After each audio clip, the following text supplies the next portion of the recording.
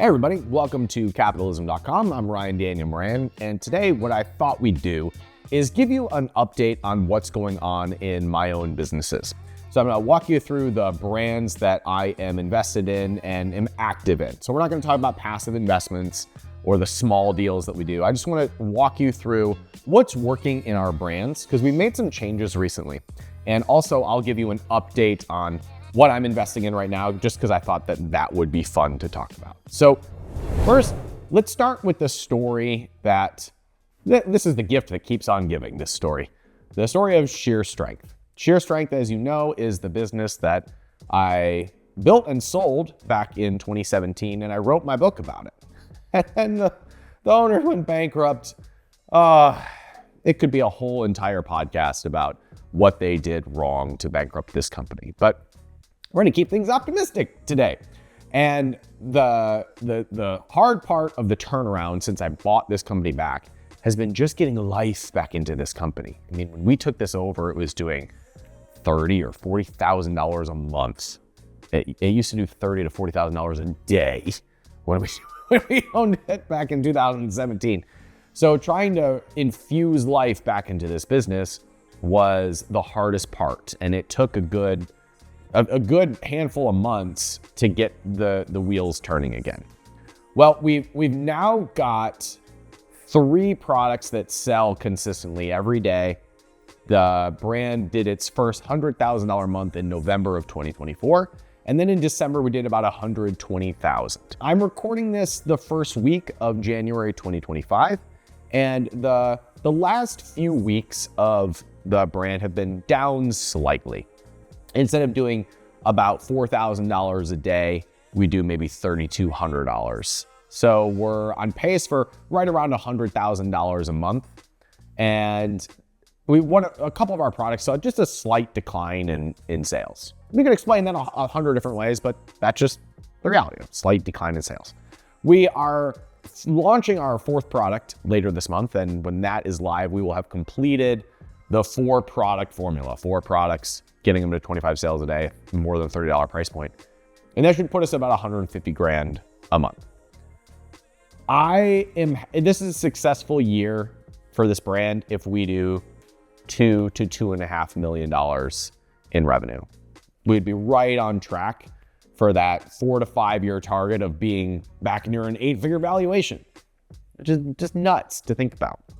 We still have lots of work to do. There's still some frustrating things about the business and the brand. There's things that I wish we were doing differently that we're not. But overall, it's been an amazing progress. And I hope you've enjoyed me documenting this again for the second time, because I hope to be an example that it's still possible, friends. Market's more saturated now, inflation and whatever. Hey, guess what? We're still building multi-million-dollar businesses. So that's the first update that I'll give you. The second update I will give you is on our little side project called Switch. It was started as a fun project during COVID to teach my team how to build a brand, because I was the only person on the team that knew how to create a physical products brand. And here we are helping entrepreneurs build physical product brand. I'm the only person who's done it. That has since changed, and now there are people on the team who specialize in building physical products brands. But at the time, I just wanted to teach my team how this works.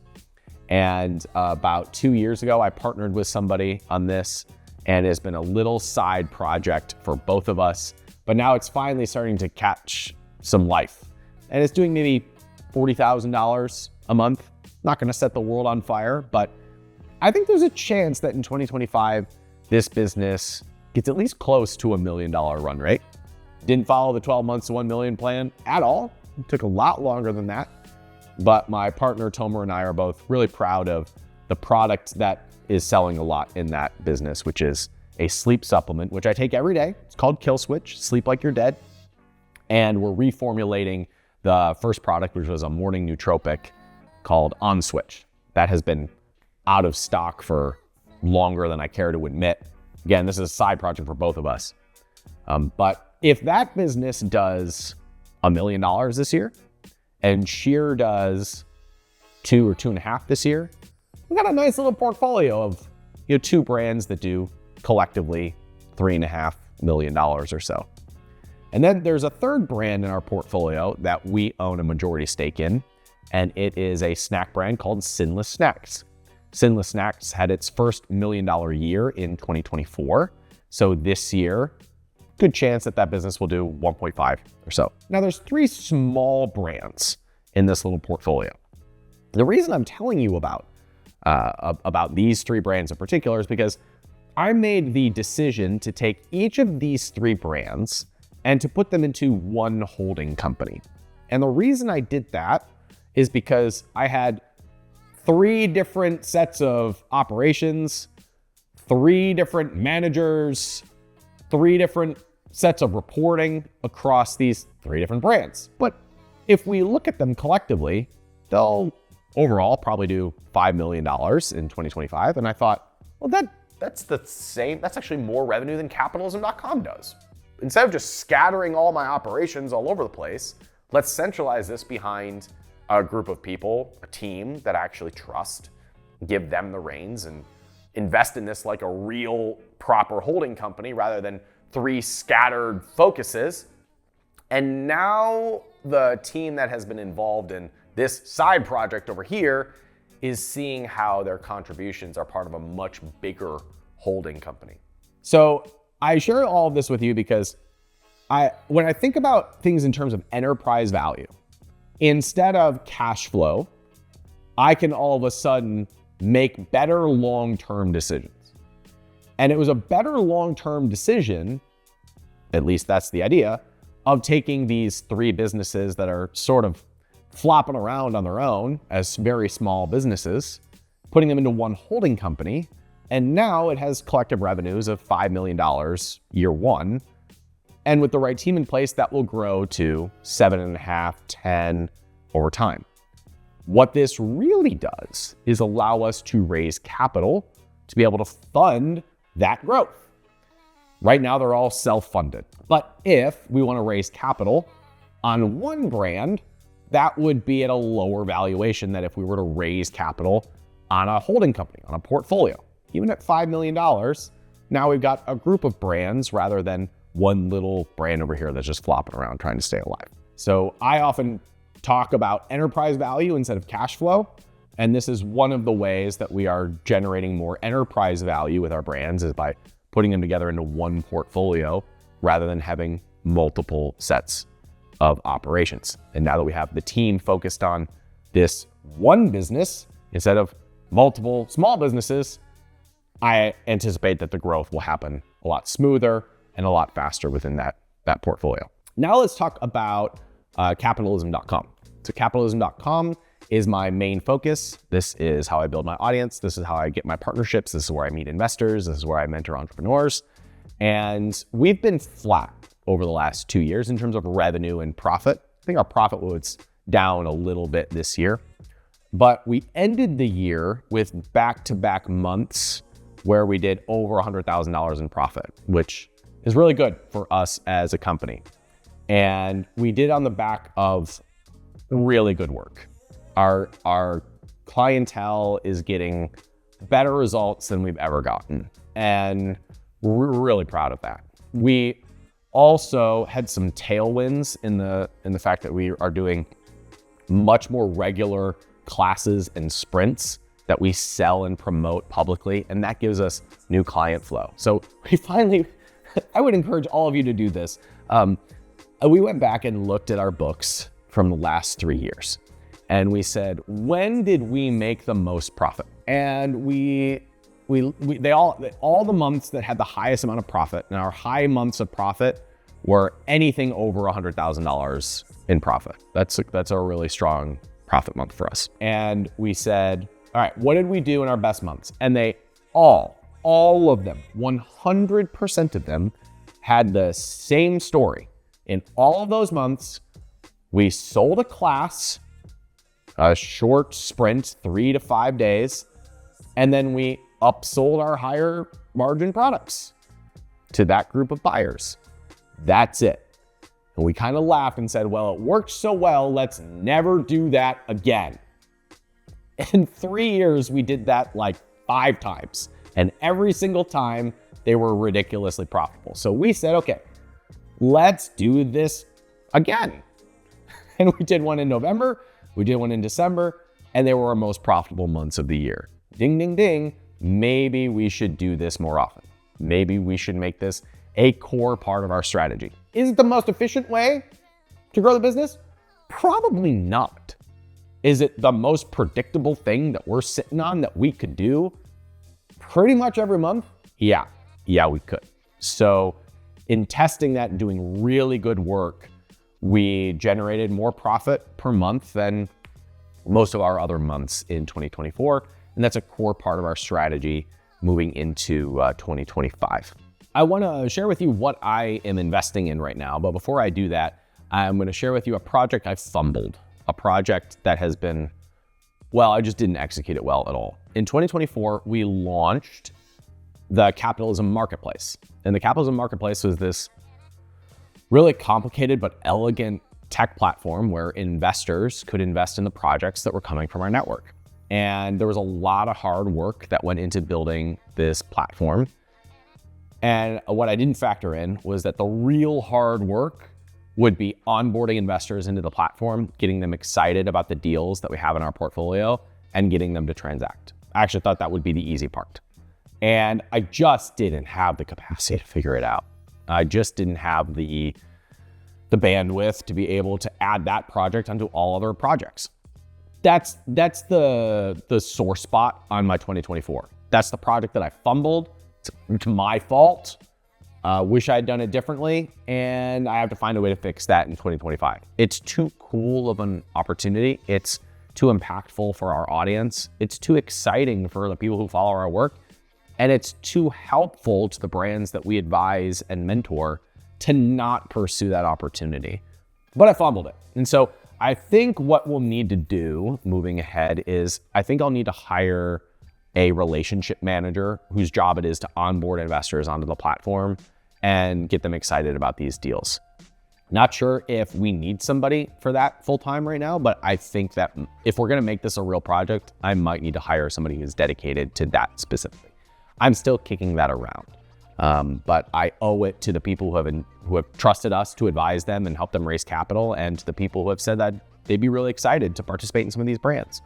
I just haven't cracked that nut yet, but that's my struggle project that I will figure out, but it has been the thing that I'm a little bit embarrassed about that didn't go as well as I wanted it to in 2024. In 2025, on the personal side, I am moving. I bought a house. And I'm still not sure if that's the right decision. This just for my own documentation. I'm putting this on camera right now. As I sit here a few weeks away from moving in my new place, I'm not sure how I feel about it. I'm not sure if it's a good move. Like, I made this decision because I know that the next few years are going to be me in dad mode. I'm going to be a really good dad the next few years. And I think that this house is the best thing for my kids, but it's not where I wanted to be. It's not what I wanted to do. I don't get excited about this place. It's cool, it's nice, it's great. It's just, I don't have a lot of juice behind it right now. My kids do, and it's gonna be great for them. But as I sit here right now, this is one of those things that I'm not sure if I'm gonna regret in a year, but the way I'm justifying it is if in a year I'm not happy with it, I just sell it and get something else. So make the decision, move in, go kill it in business, go kill it in all the areas of your life. And if you're not happy with that one, sell it and get a new house, Ryan. Jeez, you're overthinking it. My goodness, you're such a drama queen sometimes. Let's wrap this up with just some investment decisions. This is not investment advice. This is me documenting my own journey for all of you.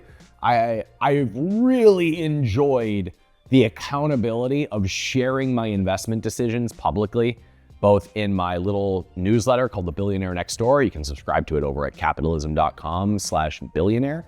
And when I update it here on the channel, the fact that I know I'm gonna share it keeps me accountable to my plan. So this month, I made 2 investments, one into the S&P 500. And as part of my plan, I have to invest $15,000 a month into long-term index funds that I don't plan to touch for decades. I have to do that as part of my plan in order to account for my own stupidity, because I have proven that I will make dumb investment decisions, But if I invest $15,000 a month into broad-based index funds for the next 40 years, then I will leave a legacy of at least $100 million. So if nothing else, I will leave the next generation $100 million. Okay. The second part of my plan is putting as much as I'm comfortable in to one of the stocks from my watch list. And right now, the highest conviction investment that I have right now is PayPal. PayPal, I think, just has the most obvious in terms of like balance sheet, growth projection, moat. I think PayPal is just an obvious play. I think it's underpriced. It's my own opinion. There are people who disagree with me. So I made an allocation into PayPal. I think I put in 15,000, so I matched what I put into the index funds. And I now have a significant amount of my portfolio in PayPal. Like for me, what I have in there is almost as much as I'm comfortable with. I might do one more allocation in there, but that's about as much as I think is wise to have invested in one company for me right now. So I will be looking to refresh my watch list and see what other businesses are the highest conviction plays moving forward. I'll keep you posted on that here on the channel, so stay tuned. Overall, my wealth plan going into 2025 is I make my cash flow helping entrepreneurs at capitalism.com. This is what pays for my team, what pays for my life, what pays for my investments. I build my enterprise value with a portfolio of physical product brands and by running a fund that invests in physical product brands. And as part of that, we have this portfolio of brands that I own a majority stake in, that we're now building a team around, and that we're growing back to, an 8-figure valuation. And I'm growing my own personal long-term wealth with long-term investments. And that's kind of the update of where we are in all three of those categories. If you are an entrepreneur, you're watching this and you need help getting to the first million, the best place for you to work with me/us is inside of the 1%. You can find out more about that at capitalism.com/1. If you are an entrepreneur who's past $1 million and you want to work with my team on building enterprise value so that you can have a multi-million-dollar exit, we're doing some really cool things in our incubator right now. And this is where we can connect people with the resources that help them grow their business and build enterprise value so they can have a multi-million-dollar exit. And you can find out more about that over at capitalism.com/inc. That's INC, capitalism.com/INC. Thank you for watching and listening. I'm Ryan Daniel Moran. This is my Empire Report for January 2025. Thank you for watching and listening. I said that already. I'll see you on the next episode. Take care.